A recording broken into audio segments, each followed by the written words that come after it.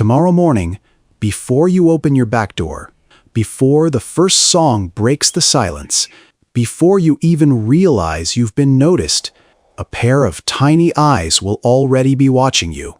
Not with curiosity, with caution. To that bird, you're not a neighbor. You're not a bird lover. You're an unknown variable that just entered its world. The one thing capable of changing it in an instant. And here's what almost nobody knows. Some birds are clever enough to manipulate what other birds believe. False warnings, faked danger. Truth bent on purpose, whenever survival depends on it.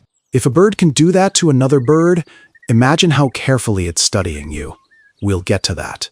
But first, the investigation begins. A chickadee lands on a branch near your feeder.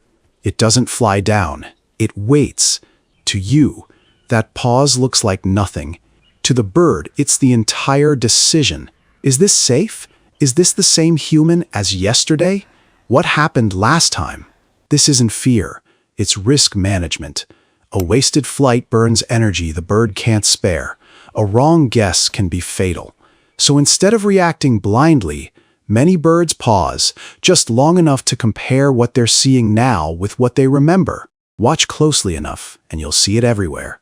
The sparrow that hesitates before feeding. The cardinal that waits on a low branch instead of a high one. None of it is random. Every pause is a bird running the numbers, and it's not running them alone. A nuthatch lands nearby. It never saw you arrive. Yet it freezes the same way the chickadee did seconds earlier. Researchers studying mixed-species flocks have found that many birds pay close attention to each other's reactions.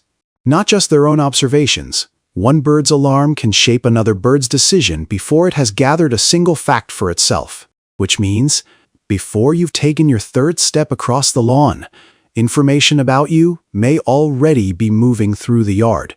Bird to bird, decision to decision. Recognizing you is only step one. What happens next is where it gets interesting.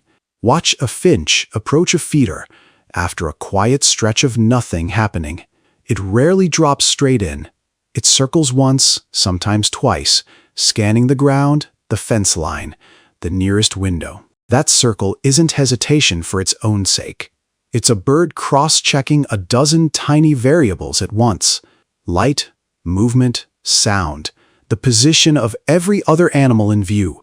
Before committing to a decision it can't take back mid-flight. Small birds live with almost no margin for error. A single bad guess about a predator can end everything. So evolution built a simple rule into their behavior. Gather first, commit second. The strange part is how little information a bird actually needs before it starts trusting a pattern. It doesn't take 100 encounters. Sometimes it takes 3 or 4 consistent ones. 3 or 4 mornings where nothing bad happened, before caution starts easing, just slightly, at the edges. For years, scientists assumed birds treated every human the same, a moving shape, a threat, forgotten the moment it passed. Then, researchers noticed something odd.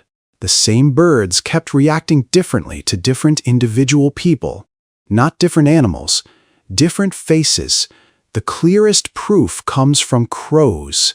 In a landmark study at the University of Washington, researcher John Marsluff and his team wore a distinct mask while trapping and banding wild crows, a one-time, mildly stressful encounter. Afterward, they simply walked around campus wearing the same mask and a control mask to see what would happen. The result? Crows scolded and mobbed the dangerous mask specifically, no matter who wore it, what size they were, or how they walked. Only the face mattered. And they kept doing it for at least 2 years, 7 months. Not a few days, not a season. Nearly 3 years of remembering one face and treating it as a threat every single time it reappeared. That's not instinct. That's memory, applied with precision. Now flip that same mechanism towards something positive. A blue jay visits your yard for the first time. It keeps its distance. Nothing bad happens. It returns. Still nothing. By the end of the week, it's waiting closer, sooner, calmer. Not because it stopped being cautious, because every calm encounter became one more piece of evidence that you're predictable, and predictable in the wild is one of the safest things you can be. That gradual shift has a name: habituation. It doesn't mean the bird stopped noticing you. It means it stopped treating your presence as an emergency. But an individual bird's memory is only half the story. Because in that same Seattle research, something even stranger showed up. Crows that had never been trapped, never seen the dangerous mask with their own eyes, still scolded it on sight. How? They'd learned it from their parents, from neighboring crows, from simply watching how the rest of the flock reacted the first time that face appeared. A threat identified by one bird had become common knowledge for an entire population, passed down, in some cases, to offspring who wouldn't be born for years after the original encounter. That's not a single memory anymore. That's a memory that outlived the moment that created it. And if a warning can travel that far through a population, the real surprise is what happens when that memory spreads in real time. Not across years, but across a single morning, one bird to the next. If every bird had to learn everything from scratch, most wouldn't survive long enough to learn it. So nature built a shortcut. Birds don't only listen to their own species. A chickadee's alarm can send a nuthatch for cover. A titmouse's warning can scatter a woodpecker. Scientists call this social information use, making decisions based on what someone else already discovered instead of discovering it yourself. It's the same reason you slow down when brake lights flash ahead of you, even if you can't see why. One robin lands and starts feeding without hesitation. Within seconds, 3 more birds follow, even though they never assessed the danger themselves. They assessed the robin. Confidence spreads through a flock the same way caution does. No leader, no plan.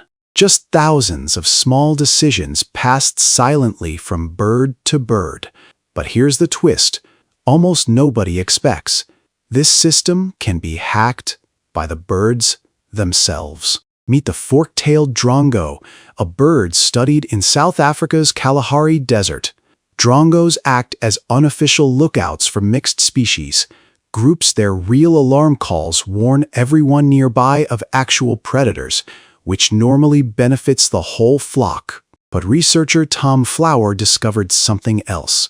When a drongo spots another animal, even a meerkat, holding food it wants, it will sometimes sound a fake alarm call, sometimes its own, sometimes a perfect mimic of a completely different species' warning cry. The target flees. The food is left behind. The drongo eats. No predator was ever there. And when one fake alarm stops working, when a target starts ignoring it, the drongo simply switches to a different call, sometimes its own voice, sometimes someone else's. This single behavior can account for over 20% of a drongo's food intake. Think about what that means. The exact communication system that keeps a flock alive is also being quietly exploited by one of its own members. A bird lying in essence for lunch. That's not just instinct, that's strategy. And the targets aren't defenseless. Some species, like the pied babbler, gradually grow more skeptical of drongo's repeated false alarms, the same way you'd stop trusting a friend who cried wolf too often. So the drongo adapts again. It switches, which call it fakes, borrows a different species' voice, resets the trick before suspicion catches up. It's a small, ongoing arms race. Deception on one side, growing skepticism on the other, playing out in your backyard every single day, completely unnoticed, which raises the real question underneath this entire documentary. If birds can be this precise about recognizing danger, sharing warnings, and even manufacturing false ones, how do they ever decide that you are the one thing in the yard that isn't worth watching?